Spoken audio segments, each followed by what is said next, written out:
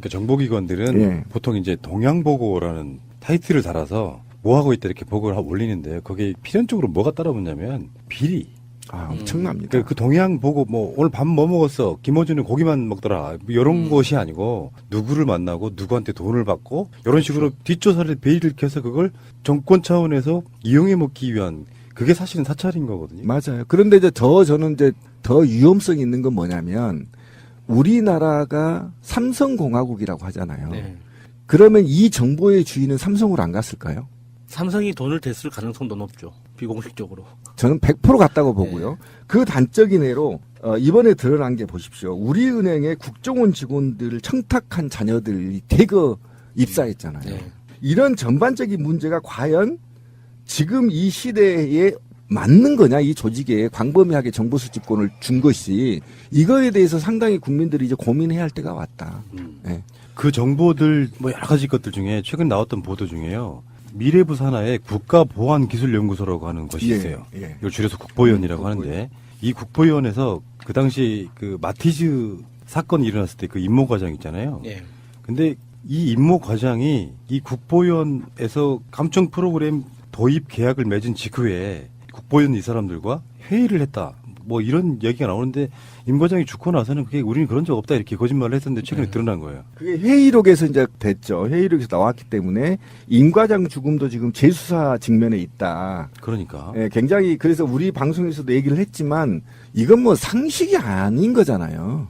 영화의 한 장면에서나 볼 수 있는 거죠. 예. 그러니까 왜 조진우 기자 관련해서 뭐 오촌 살인 사건 이런 게 재수사 들어간 것처럼 마티즈 사건도 최근에 그 유족께서 그 재수사 해달라고 지금 요청해 놓은 예, 상태거든요. 자살할 리가 없다고 이렇게 주장하신 거죠. 도대체 국정원 이 사람들은 도대체 어디까지가 그들이 해놓은 악행일까요? 사실 이명박 박근혜 정권을 훗날 사가들이 정의를 내린다면 정보를 다루는 국정원이 사실은 나라를 지키는 일을 안 하고 유력 인사들의 뒷조사를 해서 해왔던 가장 그 비열한 정권으로 인식이 될 것 같아요.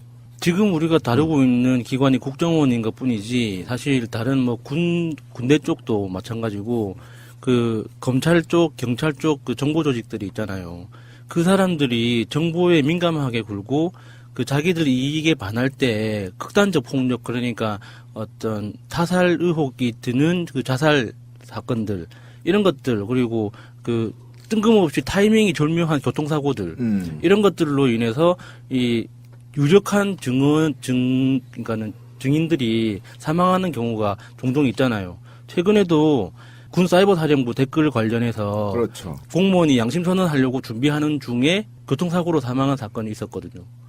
그러니까 그런 것들을 봐도 이게 국정원이 가장 상징적이고 대표적인 이제 정보기관이기 때문에 우리가 당연히 감시하고 주시해야 되지만 그동안 우리 어떤 생각의 그 틀 밖에 있는 군대에서 그렇게 치밀한 정보 활동을 할 거라고는 생각을 못 하잖아요. 당연히 어떤 뭐 그 대북 작전을 하거나 다른 이렇게 군사 작전을 할 거라고 생각했지 군대가 민간인을 대상으로 무언가 작업을 할 거라고는 상상을 못 했잖아요. 그렇죠. 예, 그런 악행들도 너무 많아서 사실 이거는 국정원을 개혁해야 된다. 사이버 사령부를 개혁해야 된다. 뭐 군대를 개혁해야 된다. 이런 식으로 접근하면 사실 더 혼란해지는 것 같아요. 그래서 각각의 행위 하나하나에 대해서 작전을 수행했던 사람들이 끝까지 책임지는 방식으로 접근하면 자연스럽게 자정되지 않을까 하는 생각을 해보는 거죠. 그러니까 아까 이제 주제가 어쨌든 국정원이 어디까지 손을 썼을까 이렇게 예. 돼 있는 예, 거잖아요. 예, 저는 예. 적어도 대한민국 모든 산업기관에 손댔다. 저는 이렇게 단호합니다. 왜 그러냐면 4만 명이 지금 공식 요원 아닙니까? 2만 명이 화이트 요원이고 우리가 공무원 채용한 거고 2만 명이 이제 블랙 요원이라고 얘기하는 4만 명이 2조 원을 쓰거든요. 그다음에 이게 이제 공식적인 국가 예산인 것이고요. 그들이 수익 사업을 통해서 비자금까지 따지면 얼마만박 크겠죠. 예, 예. 그럼 이들이 과연 한번 봅시다. 각 기관에 한 명씩 파견돼 있잖아요. 담당. 지금 철수했죠. 즉시 문재인 대통령 당선 이후에 철수했습니다. 그러니까 노무현 대통령 시절에도 철수했어요. 없었어요. 그런데 이명박 때 다시 부활이 됐다고. 예를 들면 구청에 한 명씩 나가 있다고 7급 공무원들이 네. 저기 국정원 7급 공무원들이 담당이 있어요. 인사도 해요. 와서 주요 인물들한테. 그러니까 이렇게 되어 있으면 이 국정원 직원이 7급이라 하더라도요. 누구하고 노는지 아십니까? 그 구에 경찰청장이나 구청장이에요. 이건 급수가 아닌 거잖아요. 그러면 뭐 어차피 오늘 좀 보고할 것 좀 주십시오. 그럼 다 주는 겁니다. 경찰이고 뭐고. 이렇게 돼 있는 거여서 저는 적어도 우리 집 화장실까지 다 봤다. 왜 그러냐면 이들이 우리가 영화에서 본 것처럼 막 북한의 정보를 얻기 위해서 막 어디 막 침투해서 막 정보를 따거나 막 예. 이런 게 아니었잖아요. 지금 전부 다 국내 정치에 올인했잖아요. 하다못해 세월호부터 시작해서 어디 용해인 씨, 이하 작가 그런 소수민들까지 다 관여돼 있잖아요. 예. 국정원이. 그러면 어디까지인 거냐 범위가 없다. 제가 또 화가 나는 건요. 원주 별장 그룹 섹스 사건 있죠. 거기도 예, 국정원 예. 직원 들어가 있어요. 아씨. 안 들어간 데가 어디 있어요? 전 다시 태어나면 국정원에 입사하겠습니다. 근데 아까 말한 동양보고 비리 예. 정반대의 경우도 있어요. 지금 현재 우병우가 실제로 국정원장을 통하지 않고 직보받았다는 사람이 주명호거든요. 그렇죠. 끈앞을 이렇게 제가 표현했다고 제목으로도 방송 제목으로도. 근데 이게 우리가 방송으로 계속 이야기해왔지만 국정원 서버에서는 생산된 정보는 삭제할 수가 없는 시스템이라서 이게 비열한 새끼들이에요. 최순실 게이트가 나고 국회에서 이병호 전 국정원장을 불렀습니다. 국정원은 몰랐냐라고 물어요. 그러니까 뭐 찌라시 수준으로 한 10건 정도 미만이 있었을 뿐이지만 무의미하다라고 했거든요. 네. 이번에 국정원 서버를 딱 보니까 170여 건 정도의 최순실 관련한 정보들이 들어있더라는 거야. 그렇지. 그걸 추명호가 작성한 건데 요거는 뭐겠습니까? 요거는 최순실을 수집한 것이라기보다는 정반대의 경우도 있을 수 있어요. 다른 사람들이 모아오는 정보들을 자기가 이렇게 꽉 쥐고 있는 형태 있잖아요. 이 사람은 엄밀히 따지면 최순실 라인인 거예요. 당연히 그렇죠. 그러니까 어떤 소문이 돌고 있더라 자기가 수집해 놓고. 그렇죠. 근데 그거를 꽁꽁 숨겨두고 국정원장도 사실은 몰랐을 가능성이 있습니다. 그러니까 제가 아까 네. 그 얘기예요. 그러니까 국정원장도 감시 대상입니다. 그렇죠? 감시 대상이잖아요. 예, 국정원이 누구 예. 만난지를 왜 감시 안 하겠어요? 예. 잘못하면 다 죽는 예. 거죠. 좀 권력의 사유화가 이렇게 무서운 네, 거야. 사유화가 돼. 그래서 이 문제를 덮어야 되는 거 또 하나 던져보면 이명박 정부에서는 최고의 정보의 소비자는 이명박과 이상득이었어요. 이건 뭐 지금 이제 다 밝혀지고 있는 거죠. 왜 그러냐면 이상득이 정치적 영역의 상황이었잖아요. 그래서 이 사람이 이명박의 측근들을 선별했단 말이에요. 그래서 이 이상득이 모든 정보의 가공을 소비를 했을 가능성이 거의 지금 확실시 되고요. 그러면 박근혜에서의 이 정보의 소비는 누군 거냐? VIP 소비는 누군 거냐? 박근혜, 최순실, 정윤회였습니다. 이거 밝혀지고 있는 거죠. 그러면 이 범죄, 이 두 정부의 범죄는 5명이에요. 이상득, 이명박, 최순실, 정윤회, 박근혜. 이게 소비가 됐는 거란 말이에요. 그런데 여기에서 보세요. 이명박의 플러스 저는 여기에다가 하나 더 영포 라인을 이제 넣고 싶은 건데 이 영포 라인 국정원 내 국가 권력의 통제에 벗어난 세력 이 영포 라인들이 아무래도 박근혜 정부 박근혜를 딜을 캤을 거고 또는 박근혜 최순실 추명호 라인이 이상득과 이명박의 또는 반박근혜 세력들의 뒷조사를 해서 그 정보들을 모두 다 최순실, 정윤회, 박근혜한테 바쳤을 가능성이 굉장히 높다. 지금 밝혀지고 있는 거죠. 이렇게 정보가 집중되어 있다. 따라서 범죄자의 핵심들은 이 5명이다. 저는 이렇게 봅니다. 이명박 정부 때는 최고 정점에 이명박이 있었어요. 머리가 있는 놈이니까. 그렇죠. 자기 권력과 그 돈 같은 것들을 자기가 사유화하기 위해서 국정원을 이용해 먹은 거고 박근혜는 좀 상황이 다르죠. 박근혜는 주진희 기자 말처럼 약이나 하고 테레비나 보고 얼굴이나 꾸미고 하는 약을 정확하게 말씀하셔야죠. 뭐 소화제나 이런 거 먹었을 거예요. 어쨌든 다 약이니까. 다 약이지. 약 뿌려버리고 싶다. 그런 상황에 그러니까 자기 스스로가 이제 공주놀이 네. 공주놀이 하고 있는 사이에 비집고 들어온 사람이 바로 최순실인데 네. 최순실 입장에서는 공식 어떤 라인도 없으니까 자기의 수족 같은 사람을 하나 꽂아 넣어야 되는 거예요. 그렇지. 그 사람이 우병우였던 것이고 처음부터 뭐 민정수석 이런 걸 못하니까 일단 큰 그림 그려줄 김기춘이를 비서실장으로 하고 김기춘이를 무력화시킬 정도의 실세적인 느낌을 갖고 있는 우병우가 처음에는 민정수석실 비서관으로 있다가 나중에 김영한 민정수석이 그만두면서 네. 바로 올라가게 되잖아요. 그러니까 그런 구조를 갖고 있는데 권력의 사유화란 건 그런 거잖아요. 우리가 지금까지 박근혜 게이트를 통해서 지금 박근혜 씨는 전혀 반성 안 하고 있지만 어떻게 하면 권력을 장악할 수 있는지를 정확하게 꿰뚫었다는 거예요. 이게 예를 들면 대통령이라고 하는 걸 그냥 어떻게 컨트롤을 하지 않으면 국정원도 청와대 민정수석실 같은 데서도 박근혜 주변에 있는 사람들이 뭘 하고 다니는지 캘 거 아니에요. 비리를 저지르면 안 되니까. 지금 현재 문재인 정부도 마찬가지로 일 거라고. 문재인 대통령의 측근들이 뭐 하고 다니는지 알 거란 말이에요. 근데 그거를 무력화시키는 방법이 민정수석을 그렇게 하나 앉혀놓고 그걸로 끝낼 수가 없지. 민정수석실에서는 뭐 공식적으로 뭐 사찰할 만한 어떤 업무적 능력이랄까 이런 시스템이 있는 게 아니잖아요. 그러니까 가장 쉬운 방법으로 국정원장을 배제시키고 직보를 받는 사람 하나 딱 꽂아놓는 거예요. 추명호가 왜 이명박 정부 때도 그런 역할들을 했던 사람이에요. 그중에 가장 충성 잘할 만한 놈을 하나 골라가지고 중요한 자리에 탁 꽂아놓고 모든 정보들을 최순실이 가져가는 그 시스템으로 갔을 텐데 최순실보다 우병우가 저는 훨씬 더 똑똑한 놈이었을 거라고 보니까 최순실한테 직보가 가려면 어차피 우병우를 거쳐야 되잖아요. 그러면 우병우라는 놈도 갖고 온 정보들 중에 상당히 일부를 갖고 자기가 킵해두고 나머지 하나는 겉가지 같은 것들만 최순실한테 보고하는 방식 그런 식의 시스템이 이루어졌을 거라는 이야기죠.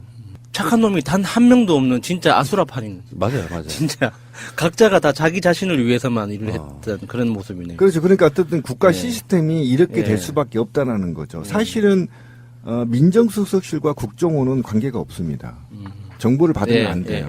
검찰 정보만 받아야 되기 때문에 사정기관이기 때문에 국정원은 따로 가야 되는데 아까 권 PD가 얘기한 대로 어쨌든 우병우 라인을 국정원에 심고 거기서 국정원 내부를 컨트롤하고 정보를 미리 받아보고 이건 이제 비공식 정보죠. 공식 정보는 국정원장을 통해서만 받아야 되기 때문에 그거는 이제 국가 기록 같은 건 안 남겠죠. 비공개로 이제 받은 거니까 이렇게 돼서 국가 권력을 농락한 거죠. 농단이라고 합니다. 농락도 맞습니다. 어쨌든 그래서 저는 이제 실제로는 누누이 제가 반복을 하지만 국정원의 특수활동비를 공개해야 된다. 이것이 진정한 모략의 시대를 딛고 이제 선진국으로 갈 수 있는 유일한 기회다. 그러니까 이게 본질적으로 정보 업무라는 게 비밀주의가 결합될 수밖에 없지만 그 비밀주의가 적용되는 그 범위에 대해서 사실 좀 근본적으로 다시 한번 고민해 볼 필요가 있죠. 이게 결국에는 자본주의 사회에서 모든 게 돈으로 움직이는 건데 그 돈의 움직임 자체를 비공개로 해버리면 그 돈으로 작동했던 그 행위에 대해서도 아무도 모른다는 거잖아요. 그렇죠. 아무도 책임질 필요도 없는 거고. 저는 그 예산은 정말 기본적이고 당연한 거고 그들이 공무원 월급만 갖고 만족했을까요? 무수불이 권력이 있는데 그러면은 비리 구조가 어떻게 되냐면 지방 같은 데 내려가서 각종 청탁 받고 그거 해주고 심지어는 양우회 뭐 양지회 이런 쪽으로까지 번지면서 수익 사업하고 그러니까 그 사람들한테 월급은 사실 무의미했을 것 같아요. 그 예산으로 뭐 정보 그걸 공개하는 것은 정말 기본적인 거 당연한 거지만 조금 더 들어가면 국정원이라고 하는 국가기관이 어떤 식으로 수익 사업을 했는지 그게 진짜로 세월호랑 어떤 관련이 있는지를 밝혀내는 게 진짜 더 핵심이라고 그 봐요. 예전에 이탈리아에서 RCS 도입하는 과정에서 드러났던 그 프런트 컴퍼니 역할을 했던 그 회사들 있죠. 뭐 그 겉으로 드러나기에는 인터넷 설치해주는 회사였는데 사실은 국정원을 대행해서 이제 결제를 해주는 회사인 것처럼 보였잖아요. 사실 그런 회사들이 얼마나 많을까 생각해 보면 좀 오싹하기도 해요. 일베는 예. 일베도 마찬가지예요. 그건 뭐 밝혀진 거니까. 그러니까 지금 저는 1급, 7급이나 뭐 5급이나 4급이나 3급 아이들이 국장급들이 돈 처먹는 게 얼마나 되겠어요? 저는 그렇게 제가 공직사에 있었기 때문에 그들의 한계가 있다고 봐요. 그래 봐야 뭐 카드 긁어가지고 깡한 것밖에 더 있겠어요. 깡. 근데 문제는 지금 특수활동비를 박근혜 이명박이 직접 썼다는 거 아닙니까? 좀 밝혀졌잖아요. 그런데 이명박과 박근혜만 썼겠어요?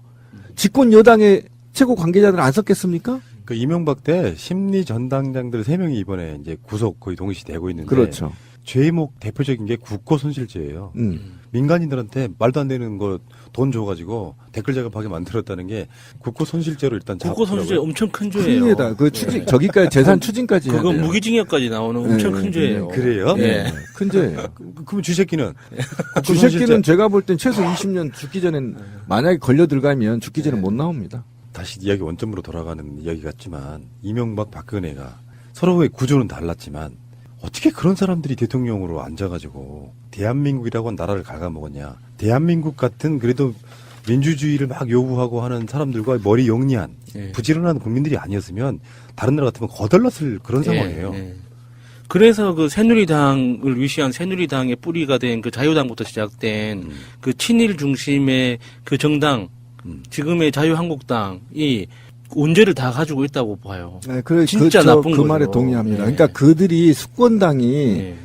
이 사실은 자유당 때부터 그러니까 친일 행적을 했고 그것들이 자유당에 뭉쳐서 부정선거를 저질렀잖아요. 예. 저희 당에서 당 차원에서 저지른 거거든요. 3.15 부정선거를. 그러니까 당차 그들의 후손과 철학을 같이 하고 예. 맥을 이어온 자들의 집합체가 지금 자유한국당. 그러니까요. 그 MB가 대통령이 될 때도 그랬고, 맞습니다. 박근혜가 될 때도 그랬고, 누구가 돼도 상관없고, 나한테 이익만 된다면, 사기꾼이 되든, 바보가 되든, 대통령이 누가 되든 상관없어. 나한테 내 이익만 지켜줄 수 있다면, 누가 돼도 된다는, 이것 때문에 MB가 대통령이 되고, 박근혜가 대통령이 된 거잖아요. 그래서 제가 박근혜가 솔직히 불쌍하다는 생각도 이제 들어요. 다시. 왜 그러냐면, 이명박과 이상득 플러스 영포라인. 예. 근데 이 영포라인이 왜 지금 화두로 떠오르지 않는지 굉장히 지금 저는 의문이에요. 아직도 영포라인들이 곳곳에서 살아있죠, 아직. 암약하고 있다. 예. 저는 이렇게 보고 있기 때문에 그러면 이들이 모종의 기획을 했을 거란 말이에요. 누가 다음에 대통령이 돼야 내가 살아남겠냐. 내 부정부패를 예. 숨길 수 있고 공소시효가 만료되겠느냐 계산했겠죠. 예. 면밀하게. 굉장히 오랫동안 기획했을 겁니다. 그래서 선별한 게 박근혜였습니다. 그리고 이 박근혜를 당선시킬 목적으로 이기봉을 당선시킬 목적으로 3.15 부정선거가 있었다면 박근혜를 당선시킬 목적으로 기획이 돼서 구구단체를 결성하고 경제인단체를 압박하고 시민사회단체를 압박하고 그다음에 군과 국정원 등을 모두 다 장악한 후에 부정선거를 저질러서 박근혜를 당선시켰다. 그러니까 박근혜는 결국은 MB의 먹잇감에 불과했다. 저는 이렇게 봅니다. 그렇죠. 예, 저는 솔직히 이렇게 봅니다. 그래서 박근혜의 사찰, 아까 말한 예. 동양보고가 아니고 예. 비리를 꽉 치고 예. 끝까지 임기 내내 이명박을 건드리지 못하게 하는 예. 그렇지. 그런 것까지 갔다. 이미 그거는 저는 철저하게 계획됐을 거다. 그래서 MB가 말했던 구름 같은 이야기가 이제 이해가 가는 겁니다. 니네들이 얼마나 똑똑한가 해봐. 그렇지. 그런 거 있죠. 호랑이한테 쫓길 때 무리해서 1등 할 필요가 없거든요. 그렇죠. 먹이만 던져주면 돼요. 그러면 다 살기 때문에 박근혜가 그 먹이감이 된 거죠. 그러니까. 그렇죠. 예. 그렇게 보면 또 우리가 오해하실 수 있어요. 박근혜는 피해자라고 생각하는데 그거는 대통령이 되는 순간부터는 예. 자기가 책임자가 되는 거거든요. 예. 사실은 MB가 다 처먹어서 박근혜는 사실은 문화예술계밖에 처먹을 게 없었잖아요. 말이나 푼돈만 처먹고 푼돈 먹었지. 처먹고 사실은 큰 굿즈는 못 먹었죠. 예. 마지막 의문은 정말로 많은 사람들이 정말 박정희 신화에 홀려서 이 박근혜를 찍은 걸까요? 나는 그게 궁금해요. 제가 기억하는 택시기사 아저씨는 박근혜가 예쁘다는 이유로 좋아했었어요. 저는 분명히 말씀드리지만 부정선거입니다. 전 대통령이 될 만큼의 확신합니다. 그렇게 많은 사람들이 박근혜가 대통령 감이라고 생각해서 찍었을까요가 난 궁금하다. 그건 아니.